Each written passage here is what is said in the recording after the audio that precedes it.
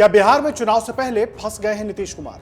क्या वक्फ बिल का समर्थन करके नीतीश ने मुसलमानों को अपने से दूर कर लिया है, या फिर नीतीश इस बार बिहार चुनाव हिंदुत्व के एजेंडे पर ले जाने के लिए तैयारी कर रहे हैं? ये सब ऐसे सवाल हैं जो बिहार में इसलिए उठ रहे हैं क्योंकि वक्फ बिल को लेकर जेडीयू के स्टैंड को देखते हुए पार्टी से जुड़े कई मुस्लिम नेताओं ने बगावत करते हुए पार्टी का साथ छोड़ दिया। देखिए, वक्फ संशोधन विधेयक पर बिहार में सियासी घमासान जारी है। विधानसभा चुनाव से पहले सीएम नीतीश कुमार की पार्टी को झटका लगा है। जेडीयू का रुख विधेयक के पक्ष में होने की वजह से पार्टी के मुस्लिम नेता नाराज हो गए हैं। एक एक कर अब तक 4 नेताओं ने पार्टी से इस्तीफा दे दिया है।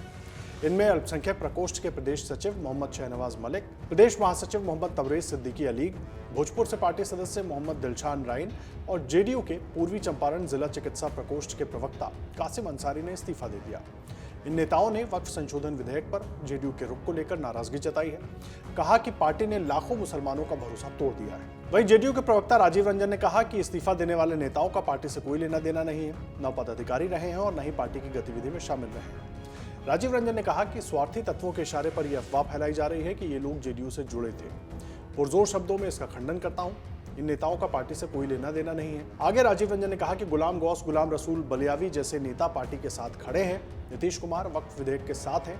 ये पारदर्शिता, निष्पक्षता की गारंटी है। ये विधेयक गरीब और पसमानदा मुसलमानों के लिए उम्मीद की किरण है। तो अब राजीव रंजन ने क्या कहा वो तो हमने आपको बताया, लेकिन पहले एक बार लोकसभा में जेडीयू का स्टैंड क्या रहा ये सुन लीजिए। नलन सिंह ने लोकसभा में भाषण के दौरान क्या कहा, सुनिए। वक्फ संशोधन विधेयक 2025 पर चर्चा हो रही है और चर्चा के प्रारंभ से ही ऐसा माहौल बनाने का प्रयास किया जा रहा है कि जैसे यह कोई वक्फ संशोधन विधेयक जो है ये मुस्लिम विरोधी है। और यह आज से नहीं है। जब ये वक्फ संशोधन विधेयक इस सदन में पेश हुआ था जेपीसी में जाने के पहले, तब से ये नैरेटिव बनाने का प्रयास किया जा रहा है पूरे देश में और पूरे देश का माहौल खराब किया जा रहा है यह बता के कि यह मुसलमान विरोधी है।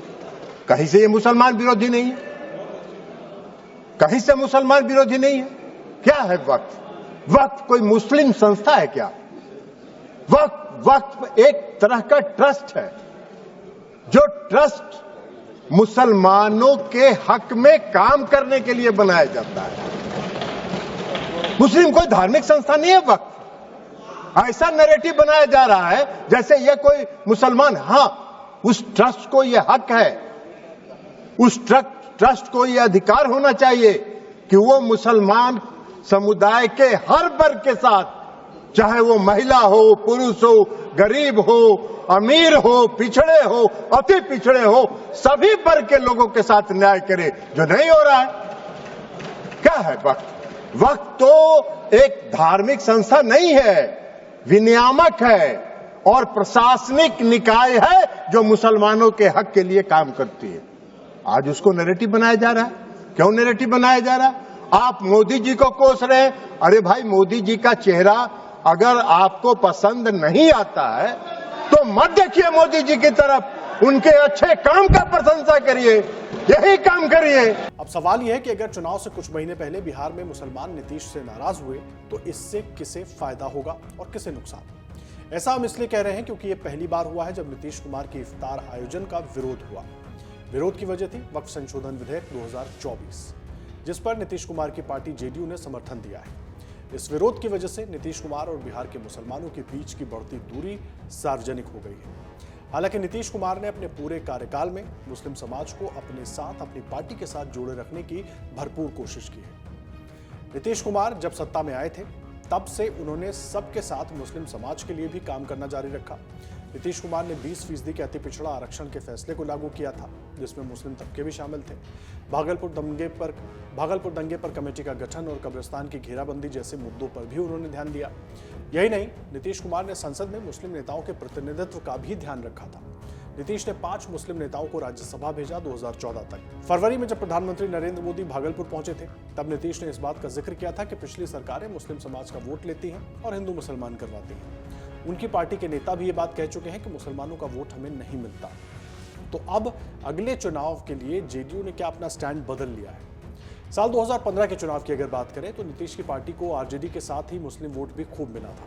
वहीं 2020 के विधानसभा चुनाव में जेडीयू के सभी 11 मुस्लिम उम्मीदवार हार गए। जब वक्फ बिल अगस्त 2024 में लोकसभा में लाया गया था, तब संसद में ललन सिंह ने कहा था कि वक्फ संशोधन बिल मुस्लिम विरोधी नहीं है। अब देखिए, बिहार में मुस्लिम आबादी को देखते हुए इसलिए सवाल उठ रहे हैं क्योंकि अगले कुछ महीनों में बिहार में चुनाव होने में है। और अगर हाल ही में हुए जातिगत सर्वे की बात करें तो राज्य में मुस्लिम आबादी लगभग 17% है और इनमें से अनुमानित 73% पसमानदा यानी कि पिछड़े समुदाय से आते हैं। और खुद चाहे प्रधानमंत्री नरेंद्र मोदी हो और नीतीश कुमार हो, पसमानदा और पिछड़े मुसलमानों की बात लगातार करते रहे हैं। अब इस संख्या के आधार पर मुस्लिम वोट बिहार की राजनीति में अहम भूमिका निभाते हैं। ऐसे में यह देखना अहम होगा कि आने वाले चुनावों में मुस्लिम समुदाय का रुझान किस ओर जाता है, क्योंकि आरजेडी, कांग्रेस और एआईएमआईएम सभी इस वोट बैंक पर अपनी दावेदारी पेश कर रहे हैं। ऐसे में अगर नीतीश कुमार से मुस्लिम समाज नाराज होता है, एक बड़ा हिस्सा भी अगर उसका नाराज होता है, तो क्या नीतीश कुमार एक बार फिर उस तरह की जीत हासिल कर पाएंगे जैसा उनकी पार्टी के तमाम नेता चाहते हैं? अगर आप ये वीडियो YouTube पर देख रहे हैं तो हमारे चैनल को सब्सक्राइब कर बेल आइकन दबाएं और Facebook पर देख रहे हैं तो हमारे पेज को लाइक करें। 8 मिलियन प्लस सब्सक्राइबर, आपके इस भरोसे के लिए बहुत धन्यवाद।